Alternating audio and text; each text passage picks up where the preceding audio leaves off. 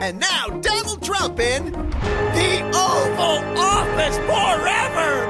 No! Trump has actually floated the idea of remaining in office beyond January 2021 by delaying the election. He has now tweeted, with universal mail-in voting, 2020 will be the most inaccurate and fraudulent election in history. Delay the election until people can properly, securely, and safely vote?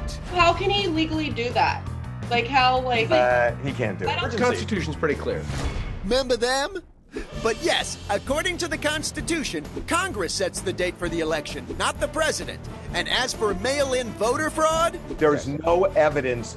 There's evidence to the contrary that there's no fraud. Well, it was worth a shot, right?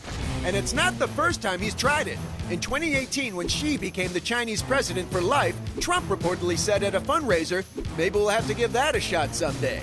And in 2019, he tweeted that after 2 terms, do you think the people would demand that I stay longer? Scary stuff. Look, we had elections during the Civil War, during the Spanish flu. There's going to be an election. He's trying to distract today because the economy is so bad. Today, he wants everybody to be talking about his stupid tweet when the economy sucks. Charlie's right. Huh? Sorry, what was that?